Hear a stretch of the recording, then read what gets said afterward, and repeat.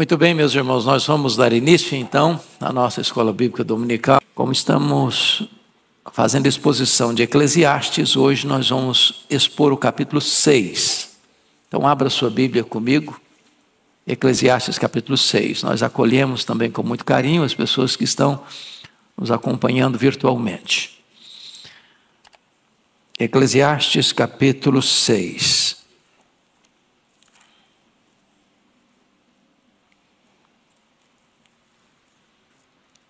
Lido o texto, mantenha a sua Bíblia aberta, por favor, nesta passagem comigo. Salomão assim escreve: há um mal que vi debaixo do sol e que pesa sobre os homens. O homem a quem Deus conferiu riquezas, bens e honra, e nada lhe falta de tudo quanto a sua alma deseja. Mas Deus não lhe concede que disso coma, antes o estranho o come. Também isto é vaidade e grave aflição. Se alguém gerar 100 filhos e viver muitos anos, até avançada idade, e se a sua alma não se fartar do bem, e além disso não tiver sepultura, digo que um aborto é mais feliz do que ele. Pois debalde, inutilmente, vem o aborto, e em trevas se vai, e de trevas se cobre o seu nome. Não viu o sol, nada conhece. Todavia, tem mais descanso do que o outro, ainda que aquele vivesse 2 vezes 1000 anos, mas não gozasse o bem. Porventura, não vão todos para o mesmo lugar? Todo o trabalho do homem é para sua boca, e contudo nunca se satisfaz o seu apetite. Pois que vantagem tem o sábio sobre o tolo, ou o pobre que sabe andar perante os vivos? Melhor é a vista dos olhos do que o andar ocioso da cobiça. Também isto é vaidade, correr atrás do vento. A tudo quanto há de vir já se lhe deu o nome, e sabe-se o que é o homem, e que não pode contender com quem é mais forte do que ele. É certo que há muitas coisas que só aumentam a vaidade, mas que aproveita isso ao homem? Pois quem sabe o que é bom para o homem durante os poucos dias da sua vida de vaidade, os quais gasta como sombra? Quem pode declarar ao homem o que será depois dele debaixo do sol? Bom, eu acho que pela própria leitura vocês já perceberam que este é um dos capítulos mais sombrios da Bíblia. Talvez um dos mais difíceis também de interpretar. O tema que eu vou dar para esse texto é as decepções da vida. As decepções da vida. Bom, vamos recordar um pouquinho sobre este livro de Eclesiastes, porque agora, nessa conjuntura aqui, é muito importante. Esse livro foi escrito por Salomão. Salomão tem 3 livros escritos na Bíblia: Provérbios, Eclesiastes e Cântico dos Cânticos. Os estudiosos dizem, e eu acho que com razão, que Cântico dos Cânticos foi escrito na juventude dele. Provérbios na sua fase adulta, e Eclesiastes na sua velhice. Salomão, filho de Davi, com Batseba, tornou-se o herdeiro do trono. Lembram vocês que Davi construiu um grande reino, ampliou os limites de Israel, conquistou e venceu os históricos inimigos de Israel. De fora para dentro, ninguém conseguiu superar Davi. Ele foi um guerreiro vitorioso. Mas foi um homem que não soube lidar com os problemas internos, com os problemas da própria vida e da própria família. Se ele foi um grande vitorioso para fora, ele foi um grande derrotado para dentro. Tropeçou nas suas próprias pernas.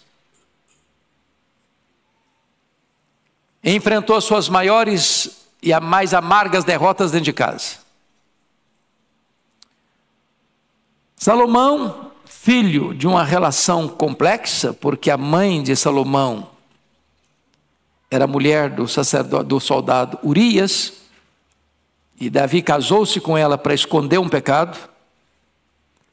Mas Deus, que é tão misericordioso e perdoador, resolve escolher o filho de Davi com Batseba para ser o seu herdeiro, o seu sucessor. E Salomão é esse homem que começa bem e termina mal. Porque vocês se lembram que quando ele assume o trono, ele pede para Deus sabedoria. Ele podia pedir o que quisesse pedir. Deus franqueou para ele. E ele pede a Deus sabedoria. E junto com a sabedoria, Deus deu riqueza. Riqueza colossal. Colossal. Por providência divina, Salomão vive em paz nas fronteiras. Ele não teve que ser um guerreiro como seu pai. Ele não teve que pegar a espada como seu pai. Ele não teve que lidar com inimigos terríveis do lado de fora. Então o governo dele foi um governo de fausto, de luxo, de riqueza, de pompa, de glória, de esplendor. No começo ele foi tão bem. Sua sabedoria proverbial era conhecida em Israel e fora de Israel. Coube-lhe o privilégio de construir o templo de Jerusalém. Que o seu pai tinha o desejo de construir e Deus disse, não, você não vai construir uma casa para mim, eu vou construir uma casa para você. E com isso Deus está dizendo, eu vou construir para você, não uma casa física, eu vou construir para você uma casa permanente, no sentido de que seu herdeiro ou os que procederão de ti hão de reinar sempre. E claro, falando de Jesus como filho de Davi, que herdaria um trono eterno. Mas então Salomão tem o privilégio de construir o templo. Magnífico, suntuoso, o grande palácio religioso que fez de Jerusalém a sede religiosa do mundo. Mas com o tempo Salomão se perdeu. E se perdeu novamente dentro, não fora. Porque em virtude das suas muitas alianças políticas, essas alianças implicavam em casamentos, em muitos casamentos. E Salomão teve, diz a Bíblia, 700 princesas. 300 concubinas, o harém dele era extremamente povoado. E eu imagino que Salomão deve ter tido alguns problemas com tantos relacionamentos. Se nós vivemos uma realidade de monogamia e já temos algumas lutas, imagine um camarada casado com 700 mulheres e de sobra ainda tem 300 concubinas. Obviamente essas mulheres vindo de outras nações, tinham outros deuses, outras crenças. E Salomão acaba sucumbindo a esse sincretismo religioso. Construindo templos aos deuses pagãos. Entrando numa rota de apostasia e pisando no acelerador, assodadamente afastando-se dos preceitos de Deus. É nesse tempo de crise que Salomão, então, registra suas crises. E Eclesiastes é um livro testemunhal. Eclesiastes é um livro que está sendo escrito pelas lentes do retrovisor. Ele está olhando as crises que viveu, os dramas que viveu, as percepções que teve e narrando-as. Mas louvado seja Deus, ele começa bem, ele cai num abismo, mas por bondade de Deus ele encerra bem. Porque poderíamos dizer que capítulo 12, versículo de número 13, é a síntese da conclusão dele, das buscas frustradas, do desejo de ser feliz em tantas coisas e não conseguir. Então ele fecha não só o livro de Eclesiastes, mas a sua agenda com essa declaração: de tudo o que se tem ouvido, a suma é: teme a Deus e guarda os seus mandamentos, porque isto é o dever de todo homem. Aqui no capítulo 6, é mais um texto onde ele abre o coração e revela o que nós chamamos de as decepções da vida. E eu gostaria de perceber com vocês e observar com vocês que ele ainda está na mesma sequência de assuntos que já tratou. Que assunto que ele já tratou? E ele volta a carregar as tintas para mostrar mais uma vez esse problema. É o problema da riqueza, da insatisfação da riqueza. Então vamos dar uma recapitulada no que eu já disse. Abra aí no capítulo 2, versículos 18 a 23. 2, 18 a 23. Você pode ler comigo esses versos para a gente recordar o que eu já disse, para entrar no que ele está dizendo agora? Vamos lá?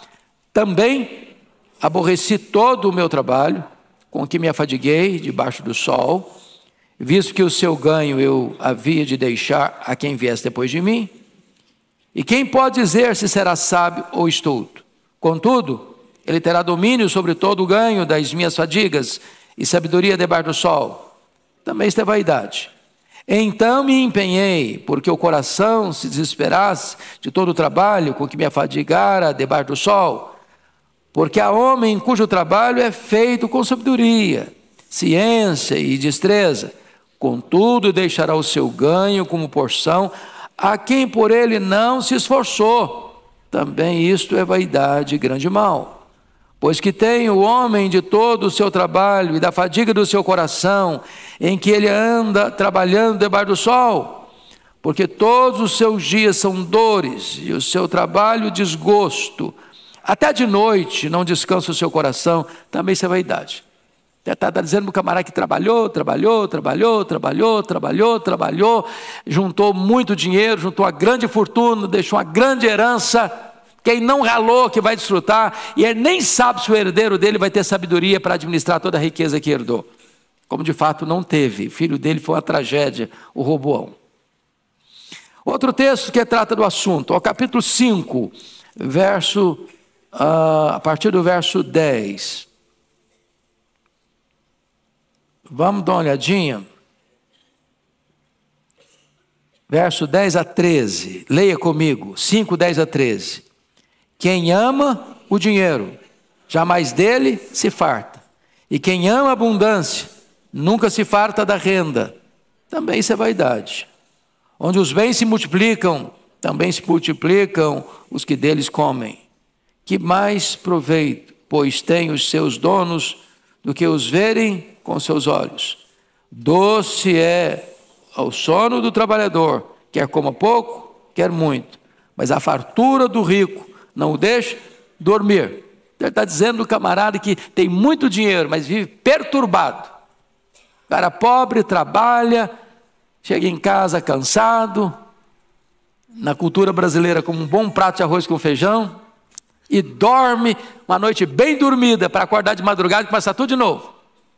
O rico, com muito dinheiro, dormindo numa cama macia, com travesseiro de pena de ganso, com lençóis de fio egípcio, com música ambiente, mas ele não dorme, porque ele fica muito angustiado. Seus negócios são muito grandes, ou ele ganha muito, ou ele perde muito, e ele vive nesse estresse a vida inteira. Agora, vamos dar uma olhadinha no que ele está dizendo nos versos 1 e 2, capítulo 6, 1 e 2. Vamos começar aqui para entender o que ele está falando. Vamos lá? Há um mal que vi debaixo do sol, que pesa sobre os homens. O homem a quem Deus conferiu riquezas, bens e honra, e nada lhe falta de tudo quanto a sua alma deseja. mas Deus não lhe concede que disso coma.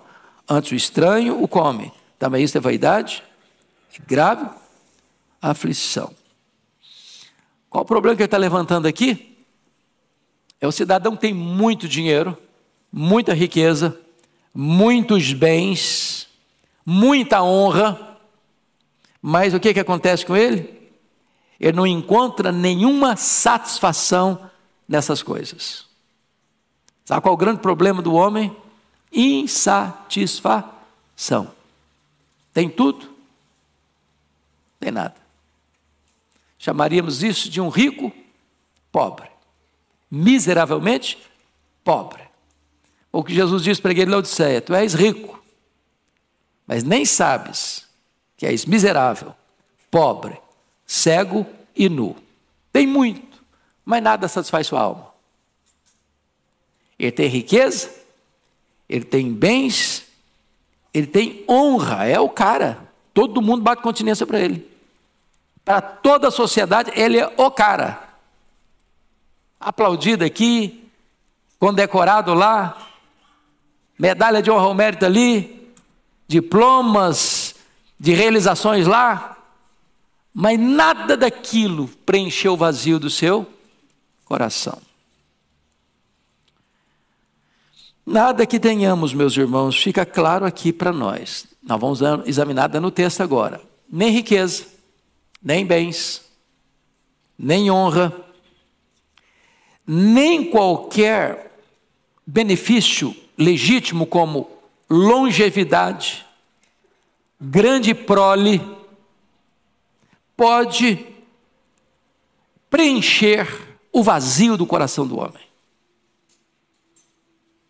Às vezes a pessoa diz: não, se você tiver uma boa família, você vai ser um cara batuta. Aí o cara tem uma boa família e não é batuta coisa nenhuma. Se você viver 100 anos com saúde, com qualidade de vida, você vai ser muito feliz. E aí o cara vive 100 anos com qualidade de vida e ele não foi feliz coisa nenhuma. Se você tiver muitos filhos e filhos bons, você vai ser abençoadíssimo, sua vida vai ser plena. Aí o cara tem muitos filhos e tudo certinho e ele não encontrou satisfação. Sabe por quê? No capítulo 3, versículo 11, Salomão vai dizer que Deus pôs o que no coração do homem? A eternidade. A eternidade. E tudo aquilo que é terreno e temporal, transitório, não pode preencher o vazio do coração do homem. Então vamos à exposição do texto. A primeira coisa é a decepção da riqueza sem satisfação. É o que ele vai mostrar aí nos capítulos 1, nos versículos 1 a 6. Então, ele que já havia definido toda a trajetória da vida do homem, debaixo do sol, com vaidade das vaidades, agora ele vai mostrar uma decepção testemunhada no verso 1. Olha comigo: há um mal que vi. Preste atenção aqui. Ele não está filosofando. Ele não está argumentando. Ele não está aqui conceitualmente definindo alguma coisa. Ele se apresenta como uma testemunha ocular. Ele viu, ele constatou. Não é que alguém lhe contou. Não é que ele leu em algum lugar. Não é que saiu um artigo numa revista especializada do assunto. Não, ele viu. Ele testemunhou. E o que ele viu? Há um mal que vi debaixo do sol e que pesa sobre os homens. E agora ele não diz que tipo de homem. Os homens. Generalizou todos os homens. E que mal é esse? Preste atenção. É Deus conceder riquezas, bens, honra. Quem concede isso? Segundo ele, Deus. E agora preste atenção. O próprio Deus, que concedeu bens, riquezas e honra, não concede a essa pessoa o desfrute dessas coisas.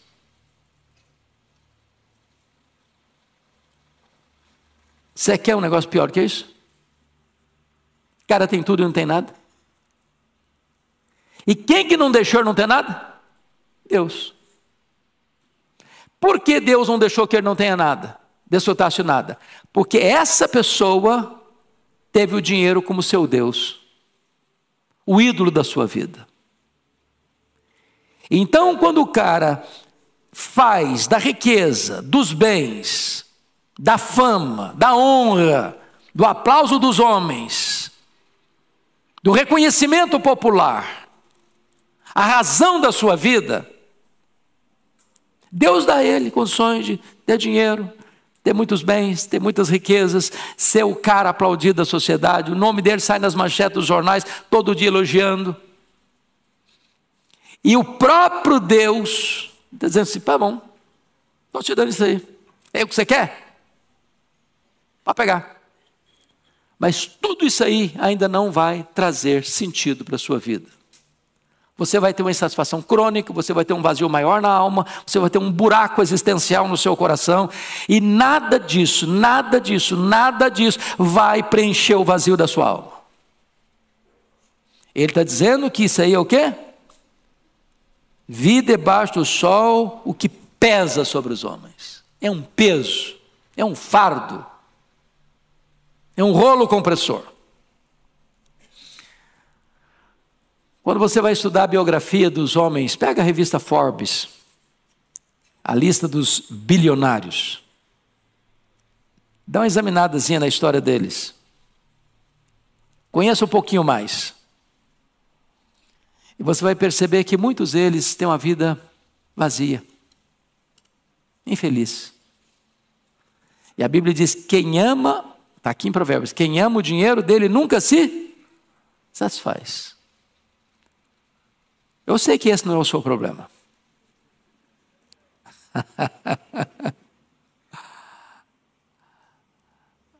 Você agradece a Deus o que Deus já lhe deu? Na linguagem do apóstolo Paulo, tendo o que comer, o que beber e o que vestir, com isso estejamos contentes. Porque a piedade com contentamento é o quê? Grande fonte de lucro. Mas o amor do dinheiro é a raiz de todos os males. E muitos nessa cobiça se atormentaram, se flagelaram com muitos tormentos. Se desviar da fé. Foi por isso que o Senhor Jesus Cristo afirmou que só tem dois senhores. E ele não disse que é Jesus e o diabo. Não é Jesus e César. Não é Jesus e o líder de uma nação. É Jesus e as riquezas. A riqueza é um senhor. É um feitor de escravos. Que requer adoração exclusiva. Devoção total. E quem se curvar diante de Mamon não consegue se curvar diante de Deus. Aí a pessoa tem a riqueza, ela tem os bens, ela tem a honra, ela é reconhecida pela sociedade. Mas Deus está dizendo: eu não vou deixar você desfrutar. Tudo isso aí que você tem não vai satisfazer você. Isso é uma coisa pesada para os homens. Segundo lugar, a decepção de ter riqueza, honra e prazer, mas não desfrutar de nada disso, é algo que é imposto pelo próprio Deus. Leia o 2 de novo comigo, vamos juntos. O homem a quem Deus conferiu riquezas, bens e honra, e nada lhe falta de tudo quanto a sua alma deseja. Mas Deus não lhe concede que disso coma, antes o estranho o come, também isso é vaidade e grave aflição. Entendamos uma coisa aqui, na teologia nós chamamos de graça comum e graça especial. Não é verdade que Deus só abençoa o crente, e não abençoa também o descrente. O que Jesus disse? Que a chuva e o sol vêm sobre quem? Os justos e os injustos. Você conhece gente que não é crente, que tem uma boa família, tem um bom emprego, tem sucesso financeiro, que galga os degraus do sucesso da vida, que fica no grau da pirâmide social no topo? Conhece? Claro que conhece. Você conhece gente não crente que tem saúde, beleza? Que tem um casamento bom, que tem filhos educados, bem-sucedidos na vida, conhece? Claro que conhece. Como é que nós chamamos isso? Graça comum. O que é a graça especial? É a graça da salvação. É possível você receber a graça especial, ser salvo e não ser rico? E não ser famoso?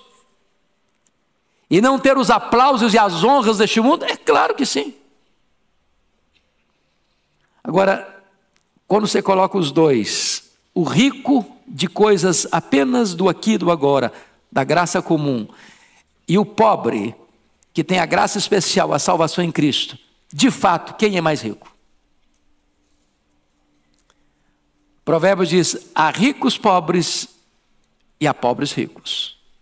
Se você está salvo pela graça, se você é cidadão do céu, se você é herdeiro de Deus, se você é co-herdeiro com Cristo, se seu nome está escrito no livro da vida, nem todo o ouro do mundo pode comprar o que você tem e recebeu de graça. Você é riquíssimo. Riquíssimo. E o que adianta um homem ter tudo? O mundo aos seus pés. O mundo de pé aplaudindo. Se tem um buraco na sua alma. Na hora que ele partir, ele não vai levar nem um centavo. Essa é uma grande decepção, descrita aqui no versículo 2. Deus dá riqueza, o cara ama o dinheiro, põe o coração no dinheiro, adora o dinheiro, serve ao dinheiro, é escravo do dinheiro, e Deus diz: então eu vou fazer uma coisa com você, eu não vou deixar você usufruir, eu não vou deixar você ter prazer, eu não vou deixar você satisfazer os anseios da sua alma, e você juntou tudo, quem vai comer é outro, quem vai usufruir é outro, quem vai desfrutar é outro. Eu não estou dizendo, irmão, que a pessoa não vai desfrutar no sentido da palavra desfrutar, não. O cara que é rico, ele vai fazer a viagem mais bonita, vai para o restaurante mais caro, ele vai para os hotéis mais requintados, ele vai rodar o mundo com seu jatinho particular, ele está desfrutando, mas aquilo não fez o quê? Preencheu o vazio do seu coração. Porque só Jesus preenche esse vazio. Só Deus satisfaz. Ele é escravo da ganância, ele é escravo da avareza. Rico, pobre, um miserável numa gaiola de ouro. Você conhece gente miseravelmente numa gaiola de ouro? Na última vez que eu estava visitando lá o palácio, lá na Inglaterra, da família real, eu fiquei pensando, meu Deus, a pessoa não pode ir num restaurante, ele não pode ir num supermercado, ele não pode dar uma passeada num outro parque a não ser o parque do palácio, ele não pode botar a cara na rua, que vem os paparazzi. Isso é vida. Que vida é essa? Presos numa gaiola de ouro. Preso numa gaiola de ouro. Terceira coisa que ele vai apresentar aqui é a decepção da longevidade e de uma inúmera prole sem satisfação. E ele vai criar uma situação aqui. Vamos dar uma olhadinha no versículo 3. Leia comigo 3. Se alguém gerar 100 filhos e viver muitos anos, até avançada idade, e se a sua alma não se fartar do bem, e além disso não tiver sepultura, digo que um aborto é mais feliz do que ele. Bom, ele está criando uma hipótese, e ele vai concluir. Vamos até o 6, vamos ler 4, 5 e 6 também, vamos lá. Pois, debalde, para um pouquinho, o que é debalde? A palavra debalde, alguém sabe o significado? Em vão, inutilmente. Pois em vão, inutilmente, vem o aborto, e em trevas se vai, e de trevas se cobre o seu nome, não viu o sol, nada conhece, todavia tem mais descanso do que o outro. Vamos ler os 6 juntos. Ainda que aquele vivesse 2 vezes 1000 anos, mas não gozasse o bem, porventura não vão todos para o mesmo lugar. Ele está criando aqui uma hipótese, né? Ele está criando aqui uma situação irreal, de alguém que tenha o privilégio de viver 2000 anos. Alguém já viveu 2000 anos? Quem viveu mais tempo foi Matusalém. Não chegou a 1000 anos. Então ele está criando aqui uma hipótese exagerada. Ainda que alguém vivesse 2000 anos, ou seja, ganhou de todo mundo na longevidade. O campeonato da longevidade foi medalha de ouro, nas Olimpíadas da longevidade. Quantos filhos ele teve? 100. Conhece alguém que teve 100 filhos? Bom, ainda assim, se ele não desfrutou o bem, e o que é bem aqui? É o propósito da vida, é o sentido da vida. Deus criou você e eu para o louvor da sua glória. O fim principal do homem é glorificar a Deus e gozá-lo para sempre. Se ele não usufruiu isso, ele está dizendo, um aborto que não chegou a nascer, que não viu a luz do sol, que saiu do ventre para a sepultura, é mais feliz do que ele. É desesperadora, não? Desesperador. Salomão aqui está carregando as tintas aqui para mostrar a decepção da vida. O que a sociedade diz hoje? Que o segredo da felicidade é ter uma vida longa. E é bom ter uma vida longa, não é não? Se alguém não quiser passar pela velhice, o segredo é morrer cedo. Agora, a velhice, como diz o Dr. Billy Graham, não é para os fracos. Essa frase do último livro que o Billy Graham escreveu, já na fase final da vida, para mim valeu o livro. A velhice não é para os fracos. Às vezes nós queremos dourar a pílula, não é verdade? A melhor fase. Eita Jesus, será que é mesmo? Engana que eu gosto, né? Me engana que eu gosto. Poderia ser a fase de ouro. Tudo bem, a fase de ouro ainda vai lá. Ainda passa. Mas é uma fase que tem coisas boas e tem coisas difíceis. O que é difícil? As forças vão acabando. Aquela beleza que a gente olhava no espelho e queria olhar um pouco mais, agora você olha e já se sai correndo. Será que sou eu mesmo? Não é possível, meu Deus. Onde foi minha beleza? Quem me roubou essa beleza? As rugas vão aparecendo. Os cabelos ficam brancos ou caem, não tem jeito. É a fase das dores, tudo começa a doer. Tudo. O joelho não funciona direito mais, as pernas não obedecem à cabeça mais. Agora, o que ele está dizendo é o seguinte, ainda que o cara envelheça, e ele vai ganhando mais tempo, e vai envelhecendo, e ele completou 100 anos, 200 anos, 300 anos, 500 anos, 1000 anos, 1500 anos, 2000 anos, aí é o prodígio dos prodígios. Ainda que a prole do camarada seja tão numerosa que ele teve 100 filhos, campeão. Mas com tanta coisa boa, longevidade e numerosa prole, se ele não desfrutou o bem, se ele não andou com Deus, se ele não conhecia Deus, se ele não desfrutou de comunhão e intimidade com Deus, a vida dele é tão infeliz que ele é pior do que um aborto.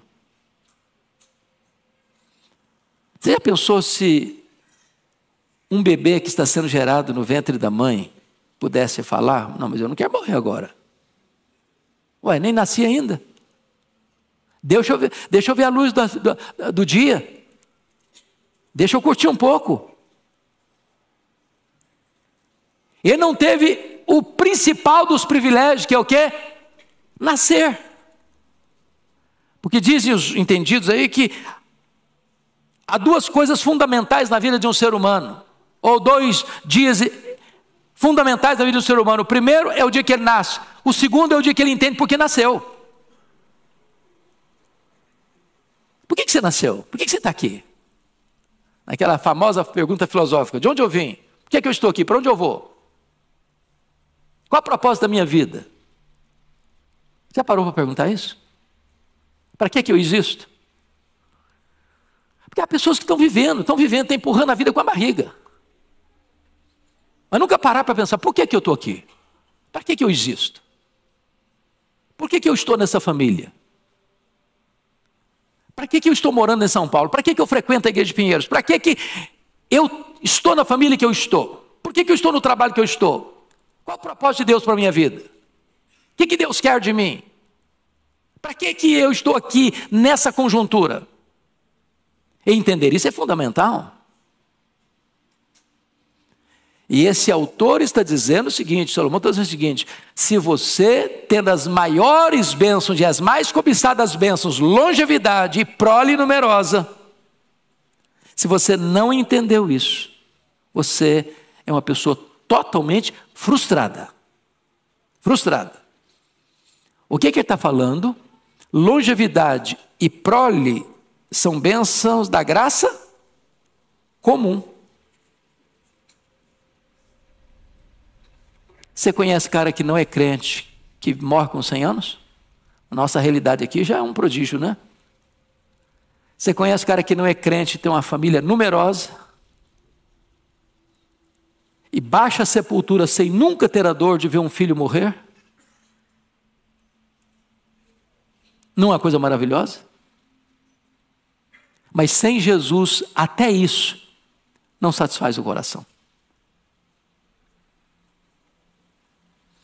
Quando eu vou para a Bíblia, eu encontro algumas pessoas, por exemplo, em relação a prole. O Roboão, filho do Salomão, a Bíblia não diz quantos filhos teve aqui, mas o Roboão, filho dele, de Salomão, sabe quantas mulheres ele teve? 18. O pai teve 1000. O filho teve 18.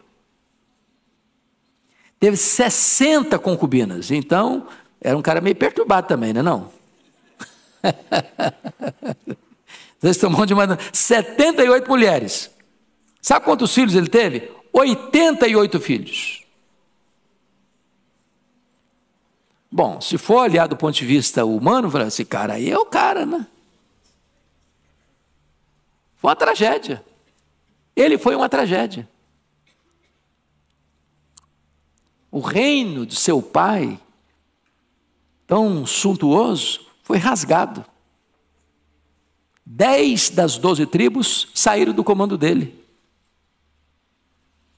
Você pega a história de um Gideão. Quem está lembrado aqui do o juiz Gideão? Levanta a mão se você ouviu falar em Gideão. Todo mundo aqui, não já? Todo mundo. Sabe quantos filhos Gideão teve? 70. 70 filhos. Eu tenho certeza que eu não lembrava o nome de todos. Certeza. Eu ia chamar o José e queria chamar o Antônio. Ô José, ô Antônio, talvez o 50º era o filho que eu queria chamar. Sabe o que aconteceu com ele? Ele teve um filho fora do casamento. Sabe como é chamar esse filho? Abimeleque. Sabe o que aconteceu com esse filho fora do casamento? Seduziu o povo para dizer o seguinte: não escolha um dos filhos como rei, não, como líder, não, porque tem muitos lá, a competição vai ser grande. Eu sou único. Então, me indiquem como líder que vai ser melhor para vocês. Indicaram-no. Sabe o que aconteceu? Começo do governo dele, ele matou os 70 irmãos num dia só. Ele matou os 70 irmãos num dia só. Você já imaginou o que é isso? O fato de alguém ter longevidade, o fato de alguém ter prole, o fato de alguém ter riqueza, o fato de alguém ter bens, o fato de alguém ter honra, em si mesmo, não faz o quê? Preenche o vazio da alma.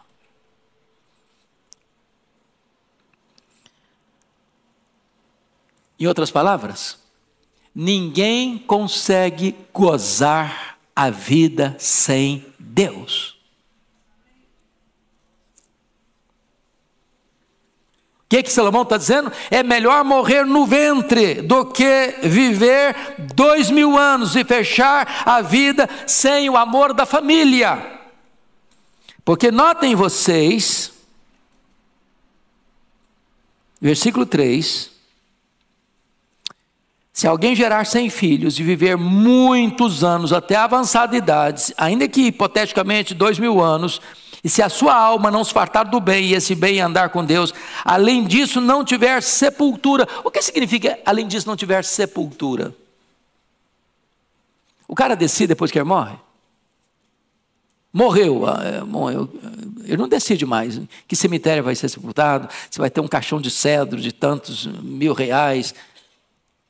Sabe o que aconteceu? O cara viveu 2000 anos, o cara teve 100 filhos, mas o que ele não era? Amado pela família. Não teve ninguém da própria família para sepultá-lo. Ele foi sepultado como indigente. É claro que Salomão está criando um fato hipotético aqui para retratar para nós até que ponto um homem pode ir na busca da satisfação pessoal, da realização pessoal sem Deus. Sem Deus. Vamos ao outro ponto do texto. A decepção do trabalho sem contentamento. O trabalho é uma bênção, gente? Quem acredita que o trabalho é uma bênção aqui? Todo mundo, né? Que tem gente que acha que o trabalho é consequência do pecado. Não, de jeito nenhum. Quero saber quem inventou o trabalho. Não, você quer saber? Dou endereço CPF. Foi Deus. Quem inventou o trabalho foi Deus. Antes da queda. Depois da queda, o trabalho se tornou penoso. Mas depois da glorificação, nós vamos trabalhar novamente sem peso. Porque nós o serviremos. E eu fico até imaginando essa cena, meus irmãos. E alguém já disse que se com esse corpo nosso, tão frágil e tão limitado, nós conseguimos fazer coisas tão esplêndidas.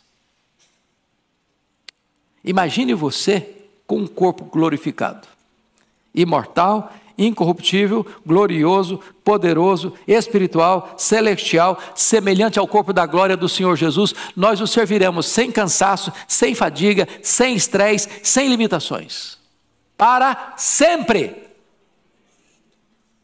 Eu pergunto a você, as pessoas trabalham só porque precisam sobreviver?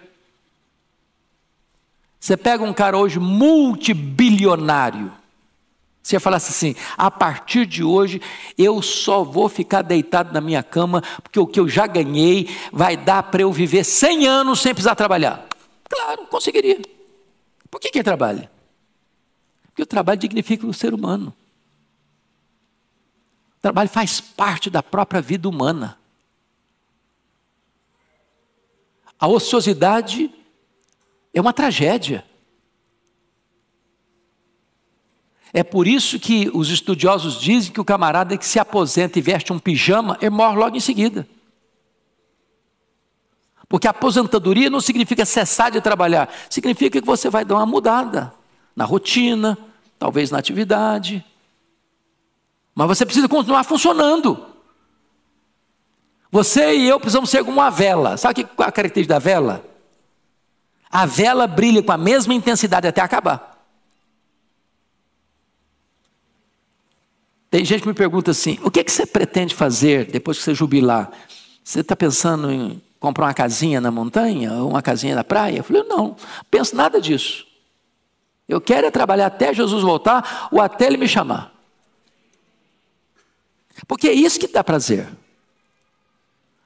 Você já parou para perceber isso? Você vai tirar férias. Você já pensou que você se cansa das férias? Se cansa das férias. Você já cansou de descansar? Se você se cansa de descansar.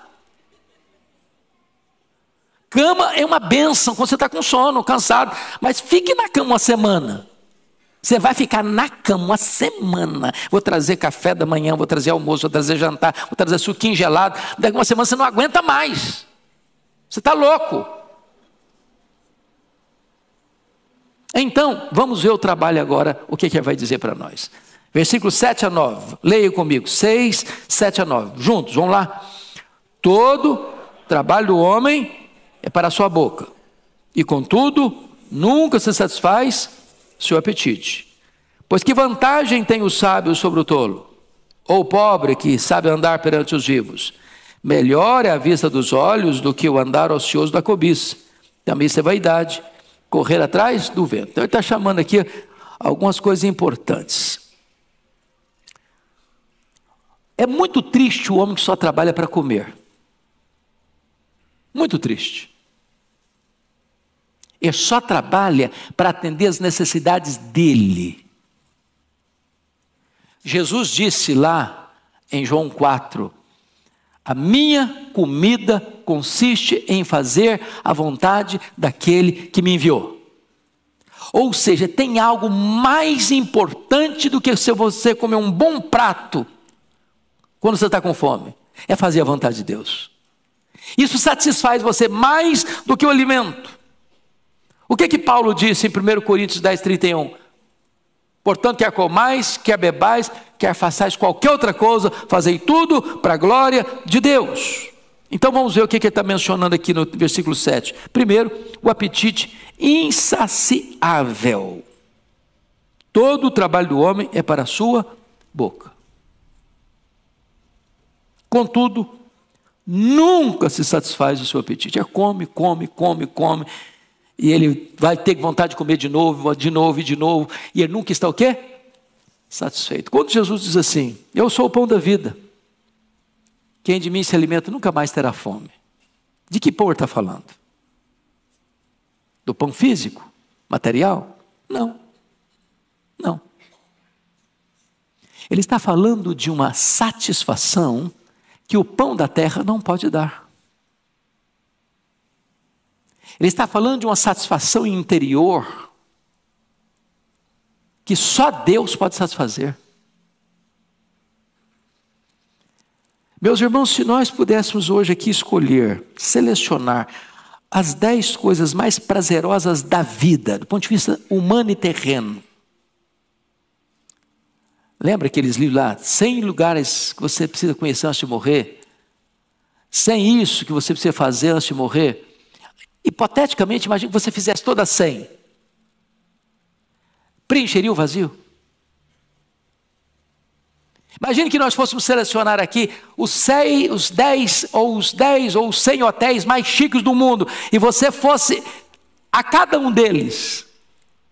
Ou que você tivesse uma seleção dos 100 melhores restaurantes do mundo, e você fosse em cada um deles. Ao final, você estaria com o peito preenchido, com o vazio preenchido? Agora sim, agora eu estou feliz. Não estaria não. Porque o cara que só busca satisfação nas coisas materiais, seja o dinheiro, seja o sexo, seja a fama, seja a honra, seja os aplausos do mundo, seja as medalhas de condecoração, seja isso, seja aquilo, ele vai ter tudo isso. E Deus está dizendo, eu não vou deixar você ter prazer em nada disso. Nada disso vai preencher o vazio do seu coração.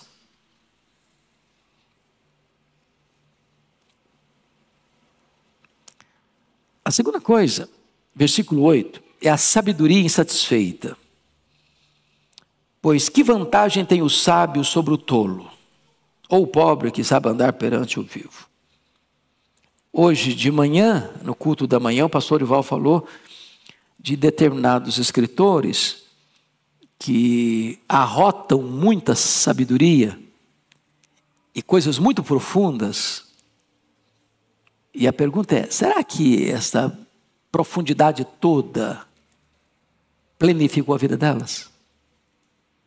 Porque tem gente que acha que o chique é complicar as coisas simples. Você lê o cara, estou entendendo nada. É isso mesmo? Você lê de novo. Ou eu sou ignorante demais, limitado demais, ou esse cara é inteligente demais, mas que na verdade ele acha que ser chique é complicar o simples. Quando na verdade a beleza está em você simplificar as coisas profundas e complexas. Mas pense num cara sábio. Mas pense no mais sábio. Pense num cara que tem vários títulos de honra ou mérito, dos mais requintados. Prêmio Nobel. Pergunta para ele, isso deu o significado da sua vida? Lá no fundo preencheu o vazio do seu coração? E a resposta honesta é um sonoro não. Não, não. Tudo que jogou para dentro, todas as taças dos prazeres que ele jogou para dentro, só aumentou ainda mais o vazio da sua vida. O mais sábio tem desejos insatisfeitos que só Deus pode satisfazer. Mas agora, em terceiro lugar, vai falar do desejo vagabundo. Desculpe da expressão. Vagabundo é aquele que fica vagando. Olha o versículo 9. 6, 9. Melhor é a vista dos olhos do que o andar ocioso da cobiça. O andar ocioso da cobiça é o seguinte, o cara está cobiçando isso, ele está cobiçando aquilo, ele quer cobiçar mais um prazer, ele quer cobiçar mais uma aventura, ele quer cobiçar mais uma riqueza, ele quer cobiçar mais um bem, ele quer cobiçar mais uma propriedade, ele quer cobiçar mais um carro, e ele está vagando para cá, ele está vagando para lá, e ele está desesperado, correndo para lá, para cá, para lá, para cá, para lá, para cá, para lá, para cá, e ele não consegue parar e agradecer o que ele já tem. Sabe qual é o risco disso? Chama-se insatisfação. Eva, num determinado momento, junto com Adão, imaginaram que o Éden era um lugar muito michuruco, muito, muito, muito medíocre, que eles mereciam mais. E aí caíram. E arrebentaram com a gente também.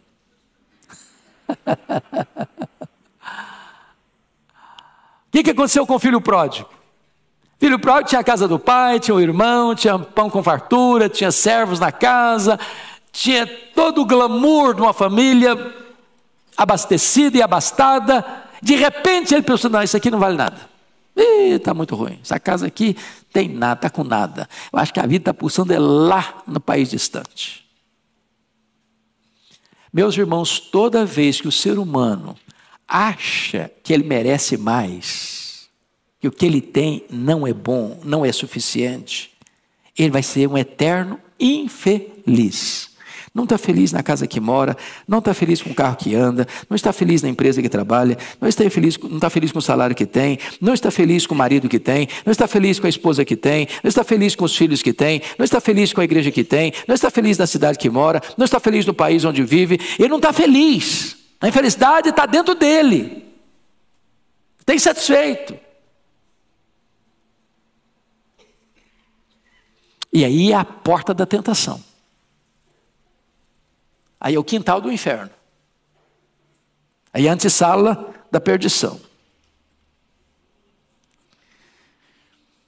É por isso que Paulo escreve para Timóteo o seguinte: a piedade com contentamento é grande fonte de lucro.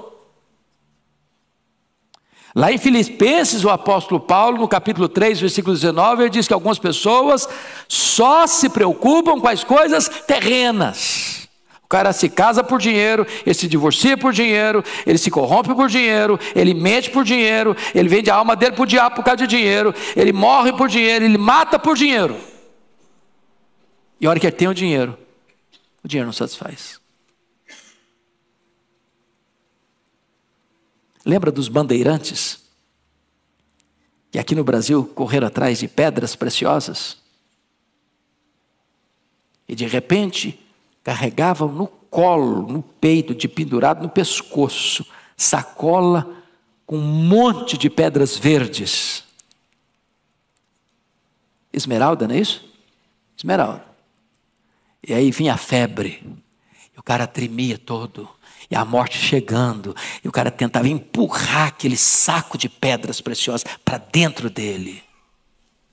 Mas não resolvia. Não resolvia. Preocupação com as coisas materiais. Melhor é você ter o pouco com desfrute que ter muito e não usufruir nada. E quando eu falo usufruir, eu não estou nem falando no aspecto de poder comprar a melhor roupa, ir no melhor restaurante, comprar o melhor carro, morar na melhor casa.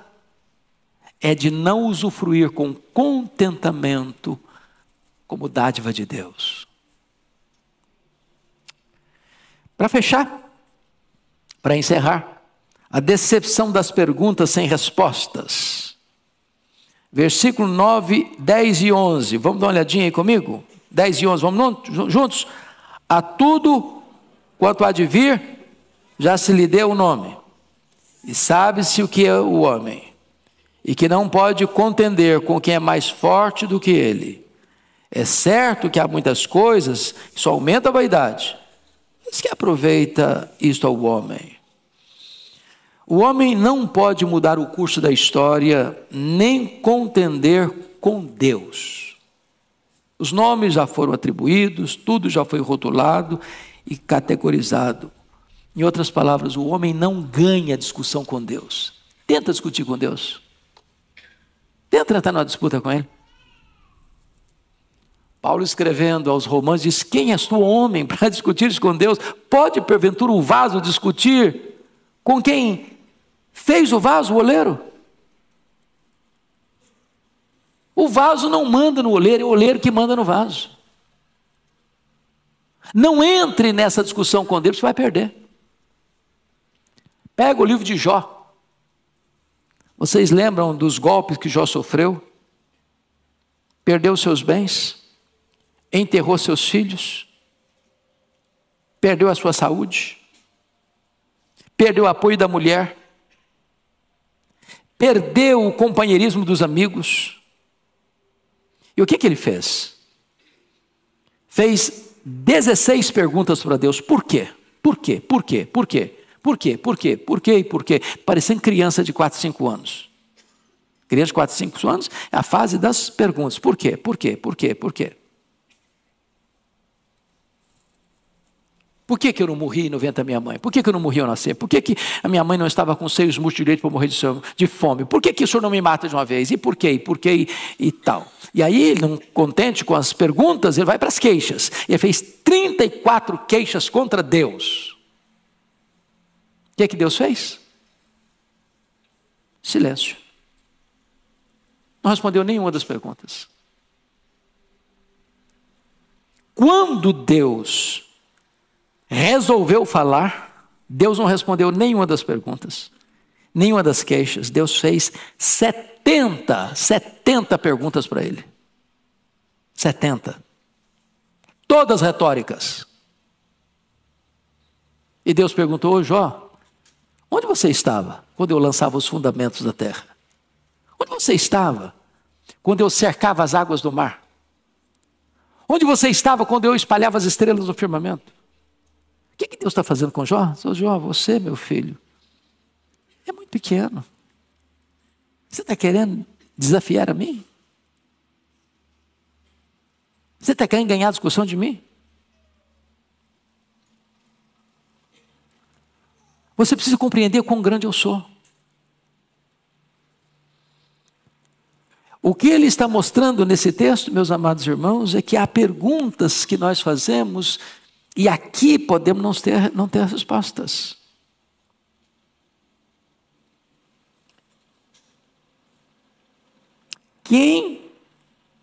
Há muitas coisas, a tudo quanto há de vir, já se lhe deu o nome, sabe-se o que é o homem, e que não pode contender com quem é mais forte do que ele. Quem é mais forte que o homem? Deus. Contenda com Deus não. Você não é mais sábio que ele. Você não é mais bom do que ele.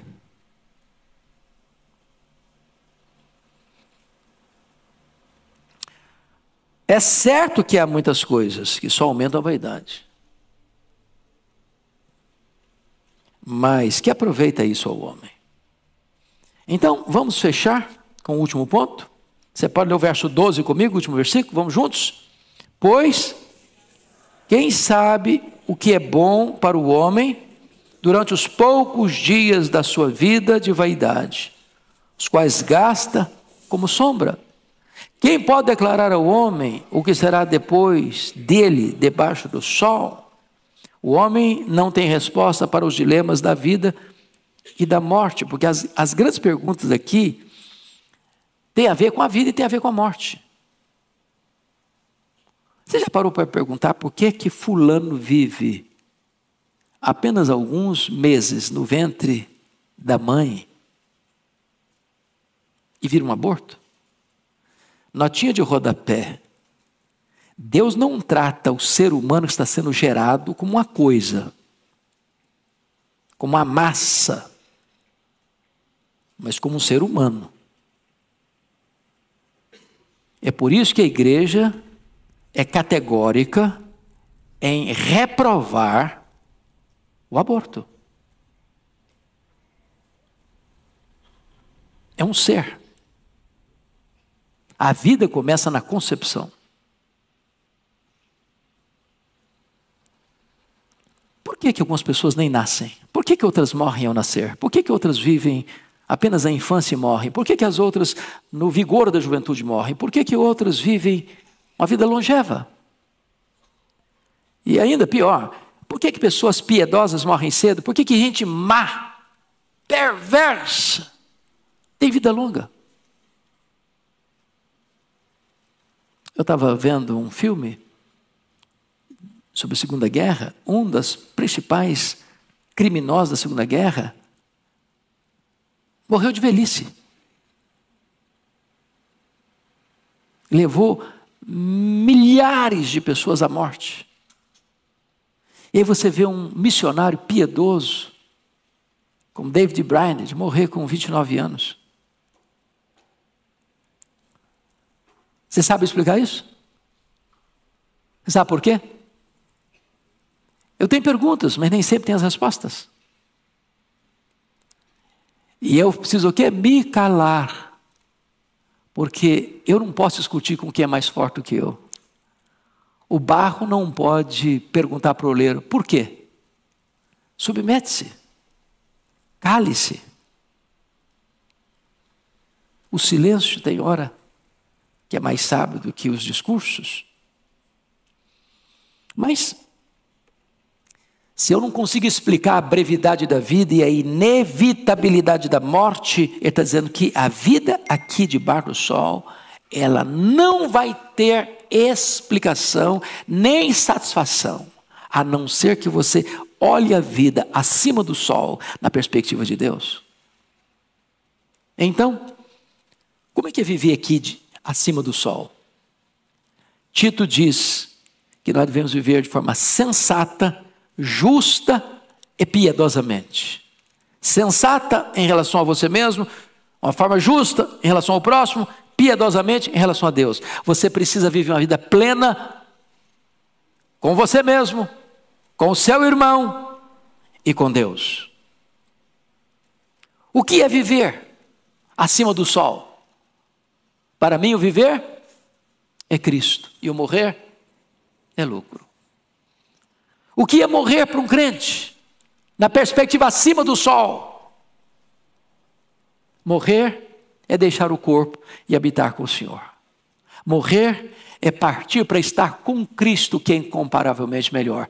Morrer é uma bem-aventurança. Bem-aventurado daqueles que desde agora morrem no Senhor, para que descansem das suas fadigas e as suas obras os acompanham. O que é a eternidade para um cristão? O que é o céu para um cristão? O céu para nós é a casa do Pai. É o paraíso. É a Nova Jerusalém. É o seio de Abraão. É um lugar e um estado de bem-aventurança, onde Deus vai enxugar dos nossos olhos toda lágrima, onde não vai ter mais dor, nem pranto, nem luto, porque as primeiras coisas já terão passado. Essa é a vida vista não debaixo do sol, mas acima do sol, onde Cristo vive, de onde vai voltar para buscar a sua igreja. Que Deus nos abençoe. Vamos ficar em pé e vamos orar.